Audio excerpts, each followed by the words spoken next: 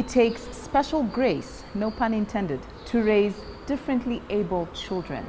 Yes, I call them that. Stick with me to find out why, and welcome to Unscripted from a beautiful Radisson Blu in Arboretum.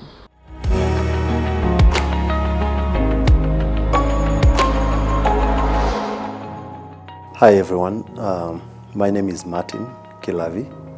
I'm a single dad, blessed and raising two children who are able differently, Joshua and Sarah. It has been a very exciting time, the last 21 years, but all in all, I'm here to encourage a parent out there and encourage the society at large that it is doable. Children born and able differently need our support and just a little push, and they will live a life to the fullest.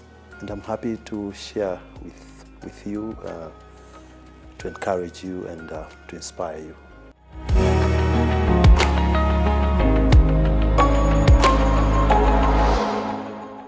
Hello, welcome to Unscripted. Thank you as always for making time for us. And with me is one amazing man.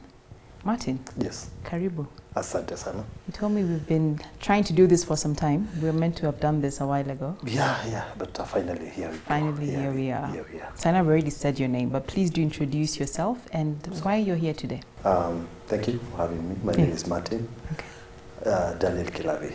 Got it. Yeah, and I'm a single parent, raising two children, okay. Born and able differently, or rather saying they are special. I like that. Yeah, Joshua is 20. Abled. Yeah, born and able differently. I like that. 21 and 17-year-old. Wow. Yeah, so we've been around for. You have an adult already. Yeah. By the grace of God. By the grace of God. Yeah, no, we have young adults in the so house. Take us back to 20 years ago when you had your son. He's the firstborn. In that moment, yes. How was it holding your son for the first time and the early years? How was that? It was an excitement that comes with every first-time parent. Yeah. I was looking forward, and boom, here he comes, and we thanked God, we celebrated. It was an amazing experience. Yeah, sure. Yes. Adding that I come from a very small family, okay. So having Joshua on board, everybody in the family, my parents and my brother, they were all excited, yeah. When did you notice something was different? Between, say, 3 years old. What happened? 3 years old, yeah. I realized there were delayed milestones in his growth. He was not crawling on time, up to speaking on time, standing up by himself. He was delaying in nearly everything, up and including socializing. Well, what are the doctors saying? Were they picking anything, or they were saying he's fine? No, Joshua was convulsing a lot. He was convulsing a lot, so we were treating convulsions. I see. Yeah, and then at an advanced age of about 5, 6, that's when now it was very clear that all is not very well. Or what made it clear at that point? You see, like I said before, he was convulsing a lot. He was convulsing a lot. Fevers recurring. And in school you could tell clearly that he was keeping off from other children. Yeah, and C is a boy, so we expected some excitement when going to school to play with the other children. But he kind of kept to himself. He had a defined way, a path to follow. Like when he comes home, I realized that he wanted to use a back door every other time until, you'd force him to use a front door, but he didn't like. So at what point for you did that become, this is autism? When was he diagnosed? About 10 years. 10 years. Now 10 years it was clear. So it was clear because, say for instance, classwork. It was clear that he cannot write something like B. You write opposite. You see? Even if you insist, the way we write B like this, then you write like this, opposite. Okay. Like more or less D, you know? And P the same. So you could clearly pick. Then at that point I realized, we are not dealing with with a normal situation. And how was that moment for you and his mother? Yeah. It brought us down. It's not interesting. No, it's not at all. Being a first-time parent, you're confused, you know? Yeah. You're confused. But I want to thank God, and I want to thank my parents, especially my mom. They stood by us. You know, out there was a lot of, I remember, a lot of stigma that time. So, you know, because people, I think back then, people didn't have a lot of understanding about these conditions. Yeah. So just to justify whatever their ignorance or whatever they didn't know, so people would say it's a curse. Others will say it's some sort of magic, which today I'm happy because we've gone through it and we are here to speak the truth. It is nothing like that. Yeah. I've encouraged parents. But it's painful hearing someone say that. It is. It is. No. It is absolutely. It is very painful.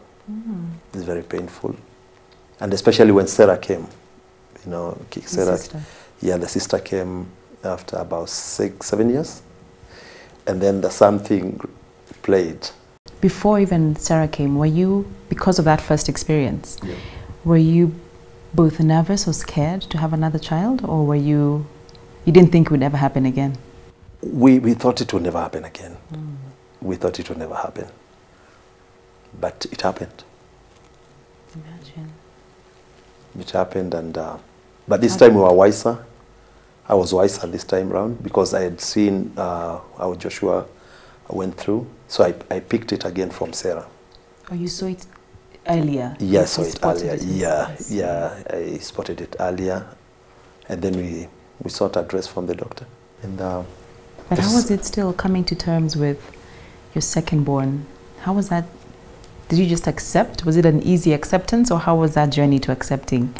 This is our reality. Mixed reactions. Mixed reactions. See what is happening here. Yeah. I don't have a sister of my own, right? Okay. So you can imagine now a daughter is here. So my expectations, there was a lot of love and all that. Then when this thing still played, there was mixed reactions. Disappointment at the same time, a lot of love. And you know, with daughters the way it is. Yeah. Daughters and their fathers. Yes. Yeah, so there you are. Yeah. And by the grace of God, we are pulled through. Raising both children, able differently, how's that journey been, especially when they were younger? Even now, it's not easy. I must confess that it's a tough journey, because every day you have to learn something that you never saw it before in your life. The activities that are playing, you never saw them. These are your own children, so there's a lot of emotional attachment, and it's not easy, even maintaining a job, a regular job. Really? Yeah, I had to lose my job because of this. Tell me, how? What happened? Yeah, you see now you... Because you have to spend more time. You have to spend more time, monitoring, and especially at the time they were young. So you can't hold an 8-to-5 job, because every time you are monitoring who is where, what is happening. And you did mention in the beginning that you are a single father. Yes, I am a single father. So did the pressure or the intensity of raising both both children who have special needs, did that take a toll on the marriage, or what happened? I guess so, because you know, we all have different levels of dealing with pressure. True. And people get burnout. Really? People get burnout. This is not an easy thing. It's a very difficult thing. And I think she couldn't bear much of the pressure. Really? Yes. How did that affect you? In a way, it was a bit light. Light? Yeah, for me. Okay. Because when she was there, I also had to take care of her. I could see she was also getting affected. So yeah, so when she left, I had now a better place of concentrating on the children. Yes. And as you finish this part, how have you managed to, if you can, explain this to your children? Why it's just Daddy and us? They saw a bit of it. Joshua saw a lot of things that were happening. So with him, and even Sarah, they saw a lot of behavior change from their mother. So I think they just processed by themselves.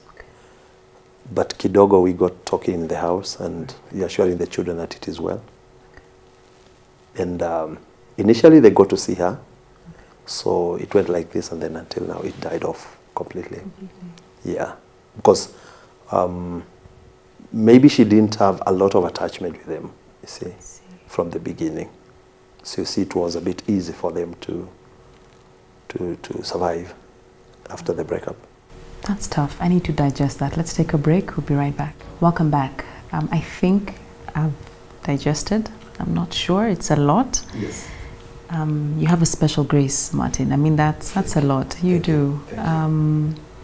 So let's focus now on the children. I mean, raising 2 kids, both sexes, boy and girl. Yes. And you have a girl who will, you know, grow up, and as women grow, you have their menses and their body changes. How did you manage that stage?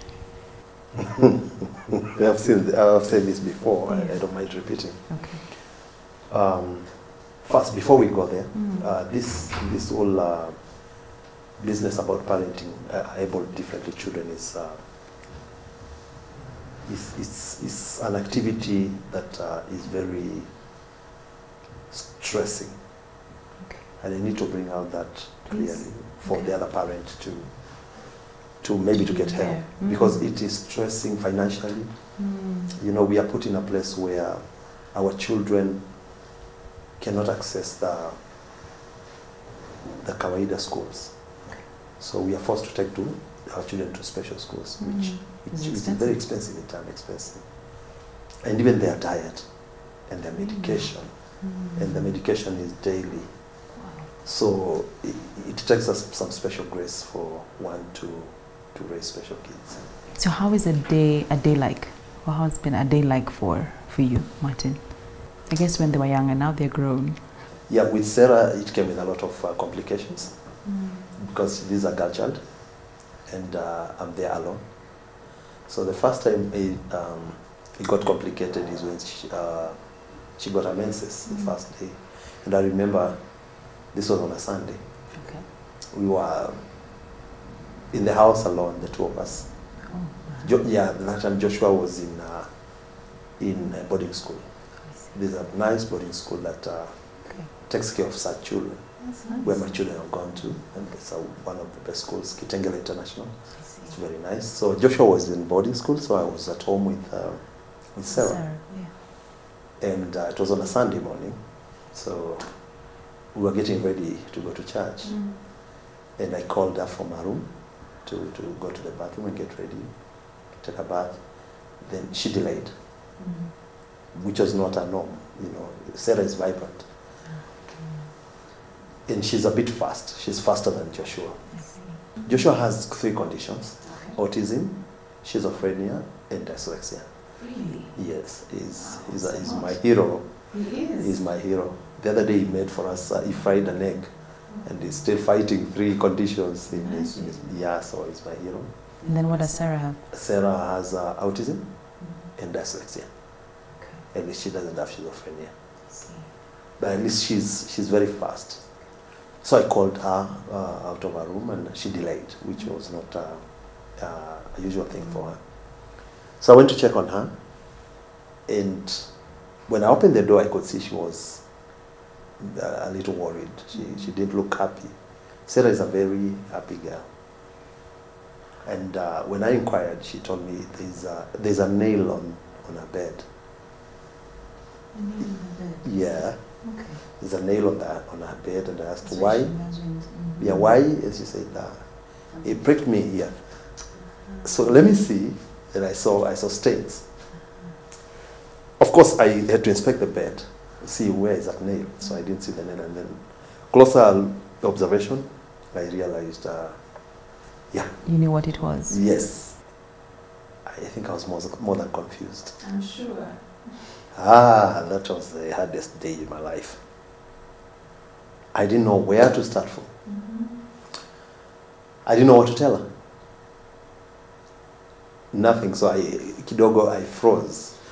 I went back to the kitchen. I finished fixing breakfast. And I thank God I mustered some courage. I went back, I called her. I guided her to the bathroom. She took a bath. Then she went and dressed. Did you have the tools necessary? Did Nothing. you have pads in? Nothing. Oh wow. Nothing. I'd never seen. We're any. not prepared at all. I didn't even know what a pad looked like. Oh wow. I tell you. Yeah. So now with your daughter. Yeah. So here we are, well dressed. But you realize we can't go to church because all the fears are here. I mean, I don't know whether this is a continuous flow, what time it will come, you know. And you know, I have to protect my daughter and protect my girl. Did you have any lady you could call upon? All of them are going to church. They're already in church. They're already in church, so. So what did you do? Wow. So we took breakfast. I don't want to show her that I'm shocked, but just putting a brave face. And how old is she? That's about 11 years. It came early. It's about 11 years. So we went into the car, but we ain't driving to church, you know. We are just driving somewhere. I don't know where we are going, but I want us out of this house. You think of, let's go get some pads. I just want us out of this house. So that's all I want. Okay. So we drove and we found ourselves in our shags. What? You can't believe it. By that time, my old man was staying back at home. So I don't know why I was going to... I don't know why I was going to see him about what. You really panicked, huh? I panicked and yeah, she was complaining a bit of some stomach pain or something. I don't know what to do. But we got home in about an hour and a half. And when they opened the gate, that's when I realized I shouldn't have come here. Because you can't even get out of the car. So how did you maneuver the teenage years with your daughter? So I just said hi, and then I turned the car and drove off. Yeah, because now I could see another stain where she was sitting. Yeah, so we are not coming out. Because my mom was already in church. So we went for Mzee. So I turned the car. Let's end with a happy ending. Come on. So I say, now how do we do this? Then by the grace of God, I remember there's a friend of ours called Maureen Biden. So I called her. I imagined that she was already out of church. We served together in church. We are in the worship team and all that. So we report early. So I knew everybody that I'm related to had gone to church. So I called her and she picked. And she was also worried. You guys, I haven't seen you in church. What is happening? Are you okay? I said, why? So I narrated the story. And every time I have an interview, I want to thank some special people like Maureen and Mama Pajero, among many others. So at least she guided me. She asked me to go to the nearest market and spot. No, just go to any shop where you see a lady. Give me the phone. Give her the phone. I talked to her. Yeah, it worked. Okay. So I found a nurse lady in a shop around there. They say, "Can you speak to this person?" And then they spoke. You know the way the ladies do things. Sisters are wonderful. They're a blessing. Yeah, they can melt a mountain. So everything was sorted out very quickly.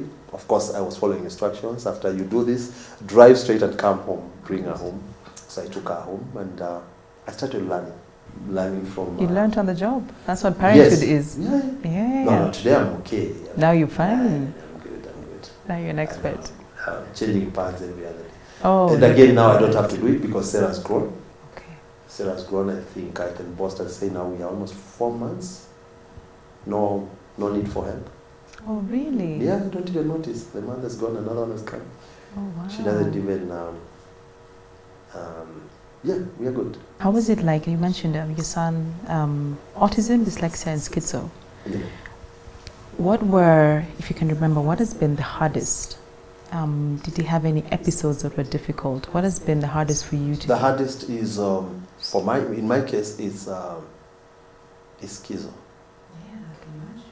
Yeah, because I don't like, you don't want to hear your child speaking to themselves, You know you don't want as a parent, or even your own brother, or even your own mother. Because we are meant to talk to each other. But when you start hearing somebody speaking from their room, it gets you a little uncomfortable. But at this point, I also want to say that there's need for parents who are blessed with children like able different, like my children, to seek the necessary help and advice. Because things like schizo, they're manageable very, very easily. Tell us how you've done it.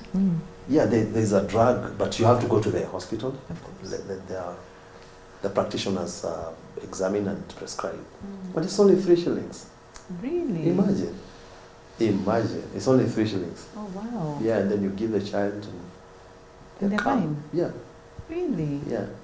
So it's not... And if you don't attend to it at that point, and you let it grow, this is what happens, Grace. You've seen around, even maybe in your estate or where you grew up from, somebody walking around, carrying things, and then all of us, we say he's a madman. Yes. It started from schizo. So it grows like this. Exactly. But they are manageable conditions. See a good doctor. Anyone wanting me to link them, they're free to call me. I can link them. Dr. Catherine is there. Fantastic. Yeah, and they will help your child. Can I say this? That I'm doing, there's an organization that I'm working with called Unscripted, and there are things that we are promoting, like, because I feel they're necessary for me to say in this platform for parents. We need to seek guidance from people who are experts in it. Like I said about schizophrenia, I still find, especially in the Mashinani village, where we go for those kind of trainings, we meet parents and say to they're still giving their children sugar. Sugar is a trigger. So you meet a parent, can you describe to me your daily, your day? When you say in the morning we wake up, we make tea. So what do you put, how do you make your tea? They tell you we put sugar. You see, that's a trigger. Wheat. The wheat has got something called gluten, which is also dangerous. It's a trigger? Yeah. I see. So there's just small things that we all need to learn. I guess as you finish up, you'll tell people about your organization and how to reach you for those who need. Yes. Because this is critical awareness. Yeah. And even there's need to take our children for assessment, for learning assessment. Because there are institutions that help these children in this country. Yeah, but you need to get the assessment first done. That's true. So that the experts will guide. Then even the government, many parents don't know about this. So they need to also play a role. they are beaten when they find themselves there. But also the government has got a department, the National Council for Persons Living with Disability. Yeah, they need to register their children there. Okay, that's been helpful for you? Yeah. Great. Yeah, the cash transfers the government is giving out for those children to help them because, they know. They know that it's a very expensive affair. Indeed. Thank you for highlighting. So there is assistance from the government. Yeah. All right, let's take a break. We'll be right back. Welcome back. Thanks for staying with us. Martin. Yes. Tell me if at all and when and the intensity, have you faced stigma through this journey with your children? A lot of it. Yeah? Oh, a lot of it. What has it been like? I should have asked, how has the stigma been like? Eventually it has strengthened me, but it is there. It is a reality. Yeah. It is there, and I'm sure. How bad is it? No, it's bad. It's bad. It's painful. It's painful because most of the time it comes from people you least expected. And that hurts most. Indeed. Yeah, and like I said before, we are accused of involving in witchcraft, curses, and stuff like that. And it's painful for a parent let me be honest. It's painful, and before you grow the thick skin, you'll have shed a few tears. What helped you overcome? Support system. Good. Support system. There's an amazing man of God, like I said before, Reverend Musango. Okay. There's Maureen, there's Mama Pajero, there's Kitengela International. I've got a lot of support around me, and my family. My parents have been the first supporters, and my brother Bob. Okay, it goes a long way. Yeah, because they came in and cushioned me against all this. Fantastic. And they also talked back to people and said, no, it's not what you're thinking. Good. No, and these children, and people have kept praying for us. Okay. Prayer is kept us this far. Amen. Yeah, I can surely tell you that. Amazing men of God and women of God have stood with us. Okay. They've prayed with us, and yeah. God has been faithful. Extremely faithful. Amen. Extremely. How is the journey? Do you know I'm happy to... Can I tell you that? Go ahead, tell me. Yeah, even I keep on saying this. Even in the next world, I'll still choose Joshua and Sarah in their condition. Oh, imagine. that's beautiful. Yeah. Because when you embrace, and I want to speak to these parents, my fellow parents, when you find yourself blessed with a child living with disability, Yeah.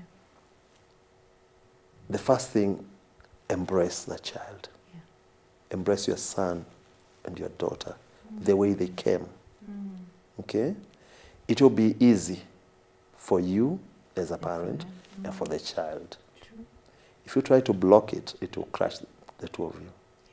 And once you embrace and love them, you'll open another door for solutions. Because you accept. This is where we are. The first journey is acceptance. Accept this thing the way it is. Embrace it. It's a nice thing. Imagine it's a nice thing. But only if you accept it. Okay. It becomes a very nice, it's a very nice experience, and you realize you're a special parent. To have been chosen by God.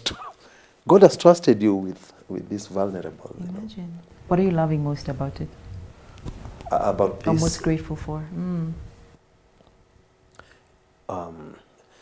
You're also a parent, Yes, I am. and I guess there are things, there are benefits that I get you may never enjoy from your children. Children living with these disabilities and conditions, one, and I'm not saying your children lie, but our children will never lie because they don't know. They don't know how to do that, They don't know that part. It doesn't exist. Oh, wow. So whatever they tell you, that's It's it. all the truth. Yeah, it's just that. They can't twist their brains otherwise. That's perspective I love. That's a Yeah. great way of looking at it. Yeah, they can't. They're not able. So whatever they tell you is just that. Okay. If you leave them with a caretaker or caregiver back at home, and you ask, was she good? If it was yes, it's true. It's yes, it's no. That's it. Okay. They don't know how to. So it makes it easy for you. Extremely easy. To parent. And that's why I keep on saying accept. Because now after accepting, Exactly. you will open your eyes and start seeing these things. How has it been? And then they are very genuine in everything. Yeah. They are very genuine. I think 2 weeks ago, somebody gave Joshua his first money. Okay. The 2,000 bob. All right. As a gift or As a gift. Okay. And, now I'm teaching him about money and all that, the value of money. And when he put it in his coat, I asked him, what do you want to use the money for? And said, tomorrow morning I'm buying myself a car. And you see? Yeah, you see, these are things that we enjoy. Yeah, they're amazing children. They are just amazing children. How has the journey been when it comes to education? You mentioned that you found a very good school for them, but what was that like? No, that's a good question. It's hard to come by a good school for such children. And I suffered. I was rejected. Yeah, they turned you away? Yeah, they did. It's true, they did.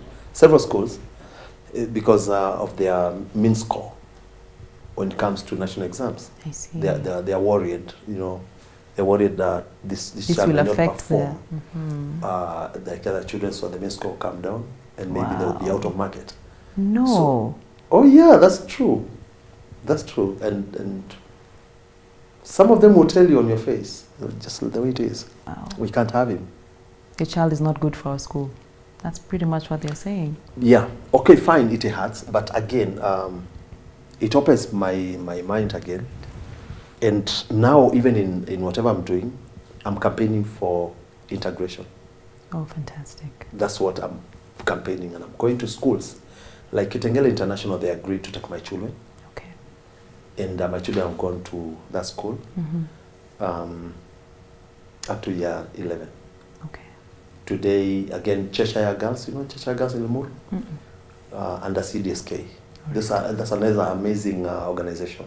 I see. That is being led by a very good chairperson. So what are you doing now, and what were you doing, and why did you switch?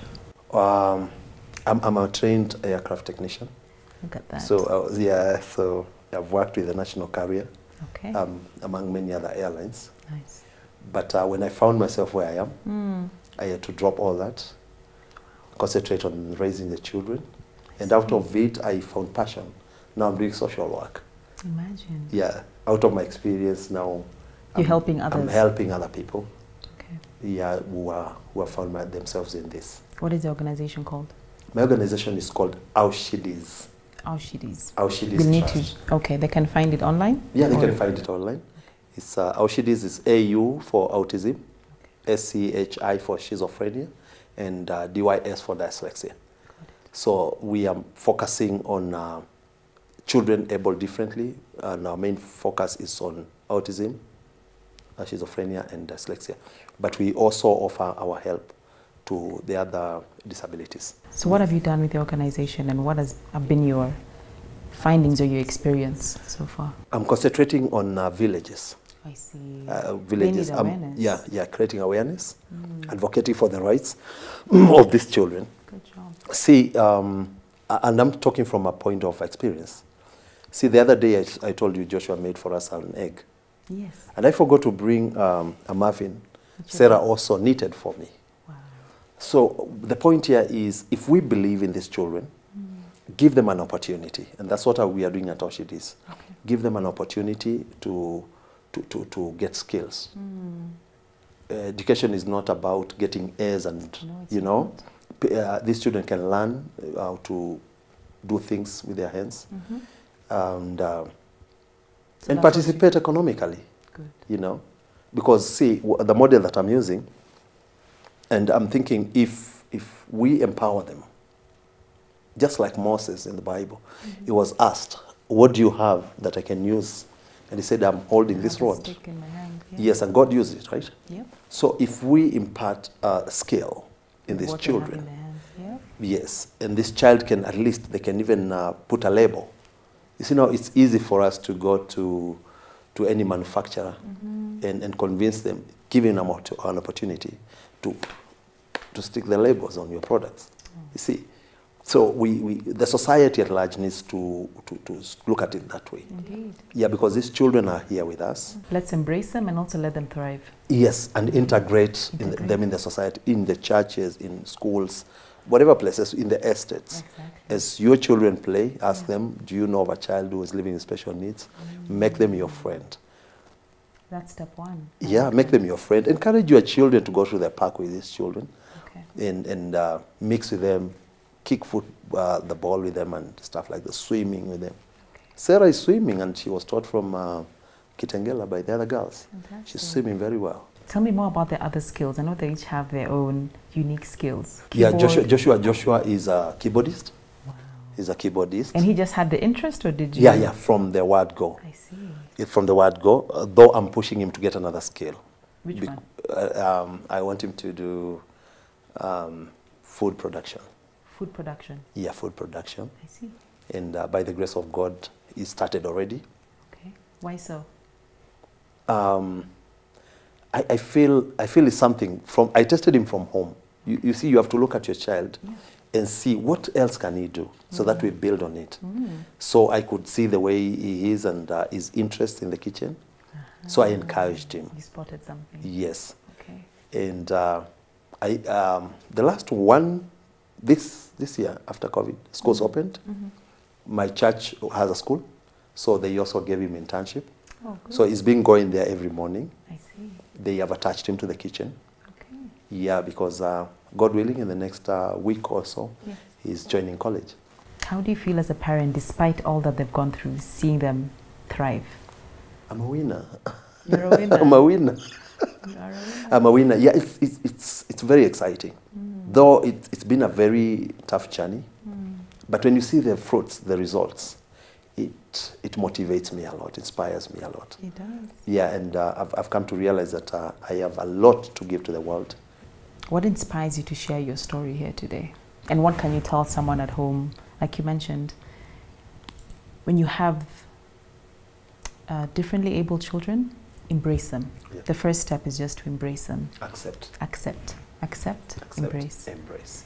So what do you tell those ones at home who are struggling, but they don't know how to help their child? What would you tell them? I'll repeat your words.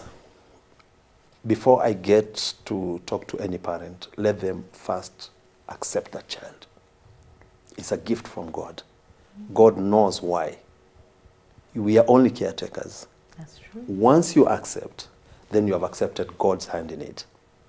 In due course, you will see why God chose you to steward this. I have seen it myself. And again, these children come with a lot of goodies, you know, though they are hidden. Yeah, like what you see today, where am I? I'm here. Who brought me here? Your children. Yeah, I would be somewhere in an overall. But you see, Joshua and Sarah brought me here. That's true. This is not a mean achievement. They gave you purpose. Yeah, so once you accept this child the way they are, embrace them, you see doors opening. And some of us are there. I mean, we are willing to help any parent. And it's very important for every parent to have a support group. Yeah, that's extremely important. You cannot do this by yourself. So, Takes a village. no, you cannot. So you have to look for people who share the same thoughts with you in regard to these children, because they will offer that cushion. Sometimes you can be down. Sometimes they bring you down. See, the other day, last week, a friend, a single mother that I've been working with, she called me and son had just crashed the pickup. And the pickup is new, and the whole perimeter wall went down. So these moments come. So you need a support group. People will tell you it is well. Yeah, it is well. Yeah, like this, like that. Thank you. Thank you. Thank you for sharing your story. And like I said, you're a great man. God bless you. Thank you. For loving and embracing, accepting your children as they are. And the fruits, you are seeing them thrive now. So you are blessed. Yes, I can feel. And I think you can see. I can see it. Yeah. We are not faking it. You're not. It is there. You're not. Thank you so much for watching. I hope you learnt a thing or two. I know I have. Thank you so much for enlightening us. I've learnt a lot today. Yes. We appreciate. Until next week, take care of yourselves. Love each other. Accept and embrace whatever situation, because like you said, doors open after that. Take care. God bless. Special thanks to Radisson for hosting us. Until next week, goodbye.